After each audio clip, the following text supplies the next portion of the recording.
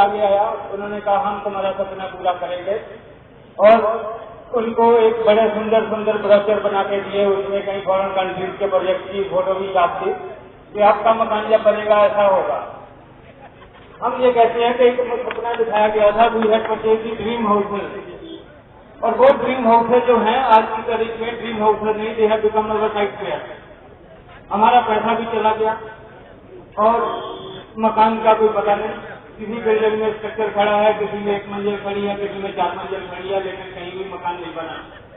और 2-4 प्रोजेक्ट में मकान बन भी गया तो मकान बनने के बाद पता चलता है जी आपके कमरे तो थोड़े छोटे हो गए, ये एडजस्टमेंट करनी पड़ी हमें मैप में। आपका दीवार यहाँ से 3 इंच अंदर को हो गई, वहां से 4 इंच अंदर को हो गई, छत आपकी 2 इंच नीची हो गई, लेकिन सुपर एरिया आपका 22% बढ़ गया। हमें ये भी समझ में आता है कि जब हमारा मकान जो हमने जिसमें रहना है वो तो छोटा हो गया और 22% सुपर एरिया कहाँ बढ़ गया। उसके बाद सुप्रीम कोर्ट ने कहा था कोई भी बिल्डर जो है पार्किंग नहीं दे सकता, लेकिन हमें समझ में नहीं आता कि हिंदुस्तान में सब कानून ऐसे हो गए हैं जैसे हर जगह लिखा होता पब्लिक प्लेस पे smoking is banned, no smoking लिखा होता है हर पब्लिक प्लेस पे, लेकिन वहीं उस बोर्ड के नीचे खड़े होकर लोग सिगरेट पीते हैं। इसी तरह ये कानून है कि पार्किंग आप बेचोगे नहीं, हर एक बिल्डर पार्किंग बेच रहा है। मेरे ख्याल में कोई भी जितने होम बायर हैं या जिनका जान पहचान में किसी ने मकान खरीदा वो देखिएगा उसके उस बायर ने पार्किंग खरीदी या नहीं खरीदी। खैर हमने बहुत सपने देखे थे। 68 साल आजादी के होने के बाद जब से आजाद हुआ देश, एक बात बोलने में आती थी कि रियल एस्टेट सेक्टर को गवर्नमेंट रेगुलेट करेगी। 76 साल बीत के सब सरकारें आई, हर पार्टी की सरकार आई, कोई भी पार्टी जो आज हिंदुस्तान में है वो ये नहीं कह सकती मेरी कभी सरकार नहीं थी। चाहे वो कोई भी पार्टी हो, छोटी हो बड़ी हो, हर पार्टी सरकार में रही, लेकिन कोई भी रियल एस्टेट एक्ट को लेकर नहीं आया।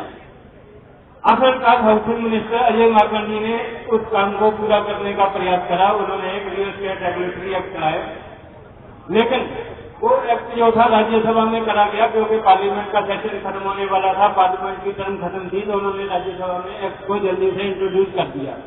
मैं ये नहीं कहता वो एक्ट परफेक्ट था, उसमें कुछ कमियां थी, लेकिन वो कमियां अलग तरह की थी। उसमें कमर्शियल सेक्टर नहीं था, उसमें कुछ पुराने प्रोजेक्ट कवर नहीं करे गए थे। उसके बाद सरकार बदल गई, हमारी सरकार आ गई भाजपा की। हमने सोचा नहीं सरकार आई है, हमें इससे बहुत उम्मीद है, मोदी जी हमारे सारी प्रॉब्लम खत्म कर देंगे, और हमने उनको प्रोटेस्ट करने शुरू करे। पिछले 6 महीने से हमने प्रोटेस्ट करे, जहाँ जंतर मंतर पे धरना भी दिया, CIT नोएडा पे प्रोटेस्ट करा, DND फ्लाईओवर पे प्रोटेस्ट करा, और कई जगह हमने नारे लगाए, प्रोटेस्ट करे, भूगल लाल करी, सब कुछ करा। और हमें पता चला कि जी हमारे urban development minister Venkaiah Naidu ji ने नया एक्ट बना दिया था, और एक बड़ी खुशी की खबर आई कि जो पुराने प्रोजेक्ट हैं जिसमें 6.5 लाख लोग NCR के लटके हुए हैं उनको भी कवर कर लिया गया, और कमर्शियल सेक्टर जो है उसको भी उसमें कवर कर दिया गया। बहुत खुशी की बात हुई। लेकिन जब वो डिटेल हमें मिली, और मैं आपको एक बड़ी मजेदार बात बताऊं, आज हमारे किसी मीडिया फ्रेंड ने मुझे सवेरे सवेरे व्हाट्सएप पे 10 फोटो भेजी हैं। बिल्डरों ने जिस दिन से रियल एस्टेट एक्ट इंट्रोड्यूस हुआ है द्वारा से, उस दिन पार्टी करी है दिल्ली के किसी 5 स्टार होटल में।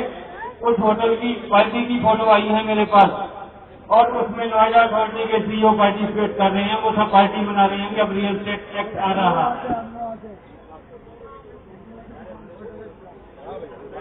आ जाओ। तो अब आप ये देखिए कि बिल्डर पार्टी कर रहे हैं और होम बायर धरना कर रहे हैं। इसका मतलब ये है कि रियल एस्टेट एक्ट जो लाया गया है वो किसके लिए आया है? वो बायर के लिए नहीं, वो बिल्डर को प्रोटेक्ट करने के लिए रियल एस्टेट एक्ट है। हमने जब उसकी डिटेल मांगी, हमने डिटेल लेके बड़ी मुश्किल से हमें डिटेल मिली, और हमने उसको अच्छी तरह स्टडी करा, क्योंकि मैं पेशे से एक एडवोकेट हूँ, इसलिए कोई भी कानून को बड़ी बारीकी से पढ़ने की मेरे पास कैपेसिटी है। मैंने उस एक्ट को पढ़ा। हमने देखा कि बीजेपी ने 115 जगह उसमें अमेंडमेंट करी है, और सिर्फ 2-3 अमेंडमेंट हमें बताई गई थी, मीडिया ने बताई थी, जो बहुत अच्छी थी।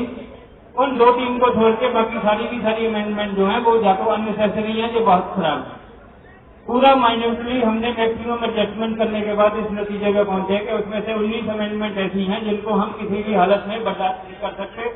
अगर वो 19 अमेंडमेंट के साथ ये एक्ट लाना है तो हमें चाहिए वो एक्ट ना लाया जाए। हम उस बिना एक्ट के हम ज्यादा फायदे में हैं। हमें ये रियल एस्टेट रेगुलेटरी एक्ट नहीं चाहिए, क्योंकि वो 19 अमेंडमेंट जो है वो पूरे रियल एस्टेट रेगुलेटरी एक्ट को खत्म कर देती है, इसका कोई वजूद नहीं रहेगा। और बायर का जो आज की तारीख में कोर्ट से बेनिफिट मिलता है वो बेनिफिट भी खत्म हो जाएंगे। और भाइयों, मेरी आप सबसे यही एक रिक्वेस्ट है कि हमें इस रियल एस्टेट एक्ट को जो आज की फॉर्म है इसमें हमें किसी भी हालत में एक्सेप्ट नहीं करना, चाहे हमें किसी भी हद तक जाना पड़ेगा, चाहे हमें किसी भी सरकार किसी भी पार्टी से रिक्वेस्ट करनी पड़े, किसी भी पार्टी से हमें उसके खिलाफ आंदोलन करना पड़े, हम उसको करेंगे, क्योंकि हम ये 19 के 19 पॉइंट किसी भी हालत में बर्दाश्त नहीं करेंगे। उन 19 पॉइंट में एक तो इन्होंने सुपर एरिया और कारपेट एरिया वाला पॉइंट द्वारा चले आए हैं, उसमें सुपर एरिया जो है फिर से वापस आ गया है कारपेट एरिया की तरह, और उस पॉइंट को इन्होंने ऐसे कानूनी तरीके से घुमा दिया है कि आपको समझ में नहीं आएगा कि इस एक्ट में अमेंडमेंट क्या कह रही है। उसको इन्होंने बिल्डिंग बाई लॉ एक्ट के साथ कनेक्ट कर दिया है, जो बिल्डिंग बाई लॉ जो है एग्जीक्यूटिव ऑर्डर के हिसाब से कभी भी चेंज करे जा सकते हैं, और उसका जो भी असर होगा वो हमारे रियल एस्टेट एक्ट पे ऑटोमेटिक हो जाएगा। अगर उसके बाद आप चलेंगे तो सबसे बड़ा हमारी डिमांड थी कि बिल्डर जो करते हैं, बिल्डर कहते हैं जी हम आपको 24 महीने में पोजेशन देंगे, वो 24 महीने कभी खत्म ही नहीं होते। उसके बाद वो 24 से 48, 48 से 96 और 96 से कितने भी महीने हो सकते हैं। और जो पहला ड्राफ्ट था उसमें ये था कि 4th महीने के अलावा बिल्डर को किसी भी कारण एक्सटेंशन नहीं दी जाएगी। लेकिन इस एक्ट में उस क्लॉज के साथ में एक और क्लॉज इन्होंने ऐड कर दी है। वो क्लॉज ये है कि अथॉरिटी जो है वो बिल्डर को किसी और कंडीशन में एक्सटेंशन दे सकती है। वो कंडीशन जो है वो बड़ी वेग है, वो अथॉरिटी फैसला करेगी कि इस कंडीशन में बिल्डर को हम कंस्ट्रक्शन की एक्सटेंशन की डेट दे सकते हैं या नहीं दे सकते हैं। अब उसमें क्लॉज क्या हो सकती है, उसमें वो कहते हैं कि वो क्लॉज वो बिल्डर के हाथ में नहीं थी। अब आप एक बात बताइए, बिल्डर अगर नक्शा गलत बना के जमा करता है अथॉरिटी में तो कौन जिम्मेदार है? अगर उस बेस पे उसका नक्शा फेल हो जाता है और उसका प्रोजेक्ट डिले होता है तो उसके लिए बायर तो रिस्पॉन्सिबल नहीं है। अब बिल्डर तो ये कहेगा जी साहब हमने तो नक्शा जमा करा था, अथॉरिटी ने रिजेक्ट कर दिया, इसलिए प्रोजेक्ट लेट हो गया। दूसरा पॉइंट मैं आपको बताता हूँ कि पीछे हाई कोर्ट